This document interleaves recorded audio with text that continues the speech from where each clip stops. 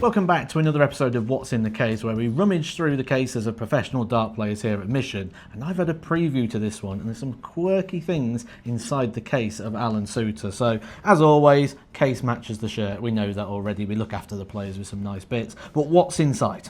My actual set that I use when I'm playing on the tour. Do you put the darts in there when you go around as well? So you're not skewering yourself? I kind of leave all that at the table maybe and just take that up to when I'm playing, so yeah. Then I've got a set ready to go as well, also just set up because if something breaks or a point or anything, you're not fiddling about when you're nervous, shaky hands, so it's ready to go. 2 more sets of barrels, just in case.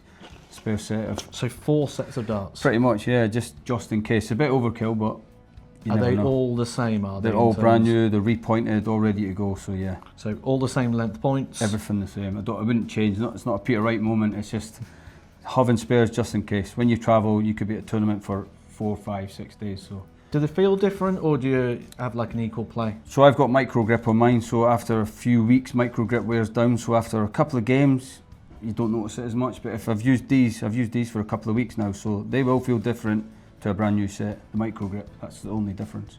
Not a lot of flights we've got. Is that what we'd go with, sort of 6? Yeah, these are unbelievable. They don't break, you know. So you could use them for weeks, months even, but I do tend to change them every 2 weeks. So I'll have some in my bag as well, separate to this. But yeah, just for set up on the table or set up in the room, that's only 3 sets. Yeah. Okay, so more darts than flights. Yeah. And then this bit is.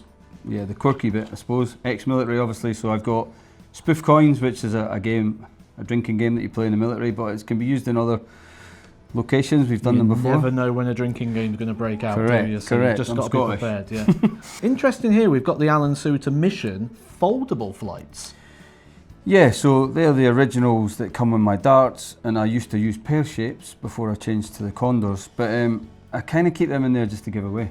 So it's me, at least I have some in there to give away to the crowd, because you know when the guys throw them away, I don't throw them in. So maybe throw some of them in for the crowd. That's so if you're getting a bit of Scotland gets battered, they stay in there? They're definitely staying in there for that song. And if anyone's nice to you? Yeah, maybe on a Euro tour in Prague or somewhere, but Ali Pali, no, they're staying in there. Yeah. And then in the little zip bit, I've got a couple of different things in here. You know, I've got a couple of military coins as well.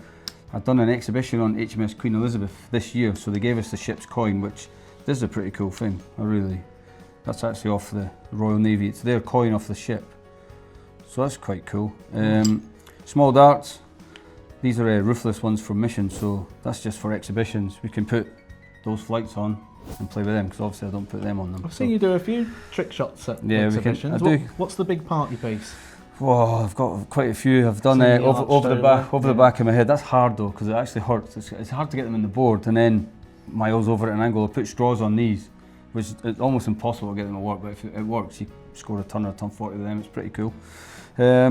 Sandpaper, Mission sharpening, roughing up point. Everyone's got the Mission sharpener. Yeah, they're great. Great little bit of kit. I'm noticing there's maybe a bit of distrust in here. Is that a spirit level we've got? Yeah. Don't trust. Have you got an hockey guide in there as well, just in case? No, Yeah? but that's just in case you're somewhere. But you know, on the pro tour, I tend not to play in anything nowadays like local league. So I think in local league that's probably more important. But pro tour, they're normally always bang Let's on. say you get to a European tour stage, you stood there and you say, George, that's not right. Opponent goes, no, it's fine, and you go, are you pulling it out? Are you saying, George, I've got a spirit level in here? Imagine the reaction you would get with that, and all the hits it would get on all the socials, and the PDC would probably love it, because it would be a story, wouldn't it? Yes, I'm going to encourage this. Untrusted. I might do it. Yes. The only problem is, you've got to qualify for the Euro Tour. But we have a plan. Yeah, let's do it. If I get to one next year, we'll try it. Pally, you could do it there. Oh, imagine if that. the crowd's giving you a bit, you could go, hang on a minute. The board squint. Yes. That's a good idea. So you can pull that out and then get the Mission branding in. That's pretty much it.